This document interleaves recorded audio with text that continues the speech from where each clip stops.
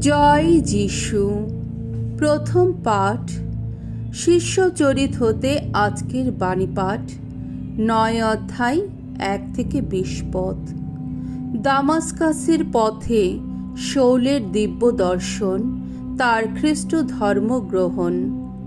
তখন শৌল প্রভুর শিষ্যদের বিরুদ্ধে হুমকি দিয়ে বলে বেড়াচ্ছেন যে তিনি তাদের শেষ করে দেবেন।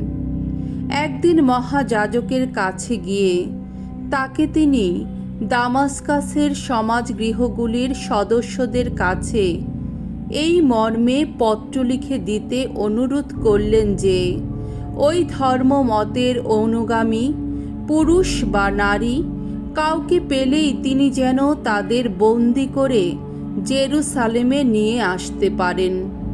পথ চলতে চলতে তিনি দামাস্কাসের বেশ কাছে এসে গেছেন। এমন সময় হঠাৎ একটি আলো আকাশ থেকে নেমে এসে তার চারদিকে উজ্জ্বল হয়ে জ্বলতে লাগল। তিনি মাটিতে পড়ে গেলেন এবং শুনতে পেলেন কার যেন কণ্ঠস্বর তাকে বলছে, শৌল শৌল, কেন আমাকে নির্যাতন করছো? তিনি জিজ্ঞেস করলেন, আপনি কে প্রভু? উত্তর এলো, আমি যিশু, যাকে তুমি নির্যাতন করছো। এখন ওঠো, নগরে প্রবেশ করো। তোমাকে যে কি করতে হবে সেখানেই তোমাকে তা বলে দেওয়া হবে। শৌলের সহযাত্রীরা অবাক হয়ে সেখানে দাঁড়িয়েছিল। সেই কণ্ঠস্বর শুনেও তারা কাউকে দেখতে পাচ্ছিল না। শৌল তখন মাটি থেকে উঠলেন, তার চোখ খোলা, অথচ তিনি এখন কিছুই দেখতে পাচ্ছেন না। তাই লোকেরা তাকে হাত ধরে দামাস্কাসে নিয়ে চলল। ৩ দিন ধরে তিনি দৃষ্টিহীন হয়েই রইলেন। কিছুই খেলেন না, জলও স্পর্শ করলেন না। তখন দামাস্কাসে আনানিয়ার নামে একজন শিষ্য ছিলেন। তাকে দর্শন দিয়ে প্রভু তাকে ডাকলেন, আনানিয়াস। তিনি উত্তর দিলেন, এই যে আমি প্রভু। প্রভু তাকে বললেন, যাও, সরল সরণী নামে রাস্তায় গিয়ে সেখানে যোদার বাড়িতে তার্সাস নগরের শৌল বলে একজন লোকের খোঁজ করো। এখন প্রার্থনা করছে। দিব্য দর্শনে সে দেখতে পেয়েছে আনানিয়াস নামে একজন এসে তার দৃষ্টিশক্তি ফিরিয়ে দেবার জন্যে তার উপর একবার হাত রাখছে।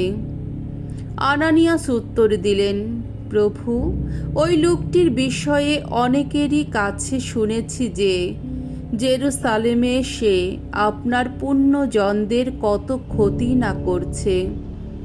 যারা আপনার নাম নেয় তাদের বন্দি করবার জন্যে প্রধান যাজকদের দেওয়া ক্ষমতা নিয়েই সে নাকি এখন এখানে রয়েছে।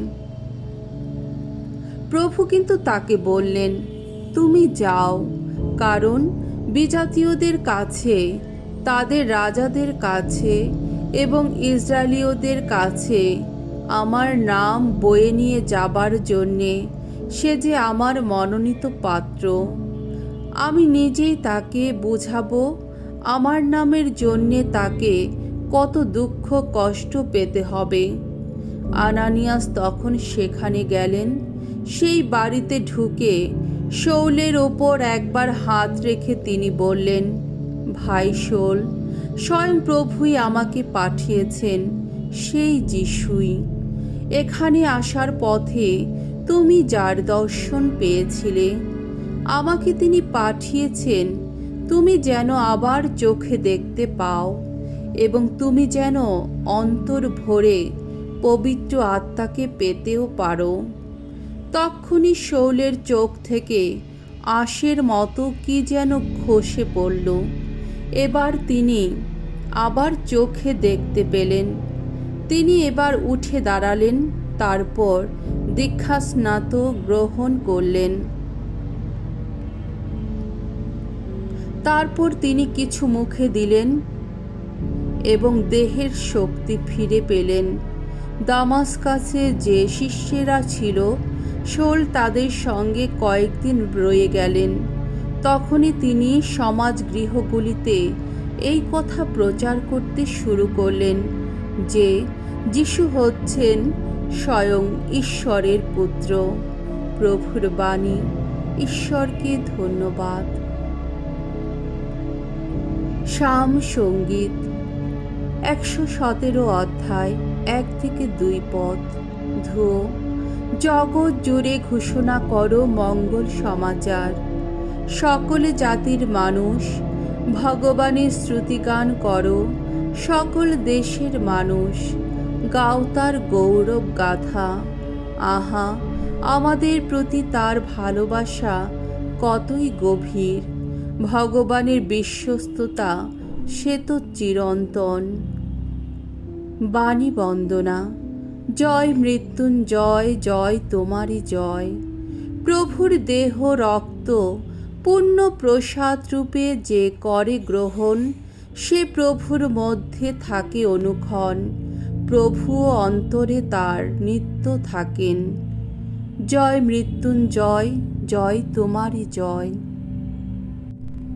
মঙ্গল সমাচার। যোহন রচিত মঙ্গল সমাচার 6 অধ্যায় 51 থেকে 59 পদ।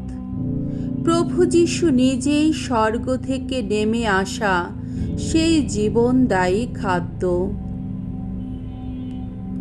কাফারনউম নগরের সমাজগৃহে যীশু একদিন ইহুদিদের বললেন, আমি সেই জীবনময় রুটি যা স্বর্গ থেকে নেমে এসেছে। কেউ যদি এই রুটি খায় তাহলে সে অনন্তকাল বেঁচেই থাকবে। আর এই যে রুটি আমি দান করব তা আমার নিজেরই মাংস। তা আমি দান করব যাতে জগতের মানুষ জীবন পেতে পারে। এতে ইহুদিদের মধ্যে একটা প্রচণ্ড তর্কাতর্কি বেঁধে গেল। তারা বলতে লাগলো, লোকটা কি করে ওর নিজের মাংস আমাদের খেতে দিতে পারবে? তখন যীশু তাদের বললেন, আমি তোমাদের সত্যি সত্যি বলছি, তোমরা যদি মানবপুত্রের মাংস না খাও আর যদি তার রক্ত পান না করো, তাহলে তোমাদের সেই জীবন পেয়ে যাবার আর প্রশ্নই ওঠে না। যে আমার মাংস খায় ও আমার রক্ত পান করে সে শাশ্বত জীবন পেয়েই যায়, আর শেষ দিনে তাকে আমি পুনরুত্থিত করব। কারণ আমার মাংস প্রকৃত খাদ্য ও আমার রক্ত প্রকৃত পানীয়। যে আমার মাংস খায় ও আমার রক্ত পান করে সে আমার মধ্যে বাস করে আর আমিও তার মধ্যে বাস করি। আমাকে যেমন পাঠিয়েছেন স্বয়ং জীবনময় পিতা, এবং আমি যেমন পিতারই জন্যে বেঁচে আছি, তেমনিভাবে আমাকে যে খায় সে আমারই জন্যে বেঁচে থাকবে। এমনই এই রুটি যা স্বর্গ থেকে নেমে এসেছে।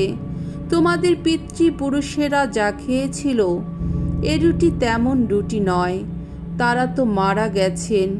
এই রুটি যে খায় সে অনন্তকাল বেঁচেই থাকবে। যীশু এইসব কথা বলছিলেন কাফারনউম নগরের সমাজগৃহে উপদেশ দেবার সময়ে। প্রভুর মঙ্গলময় বাণী। খ্রিস্ট প্রভু তোমার প্রশংসা হোক।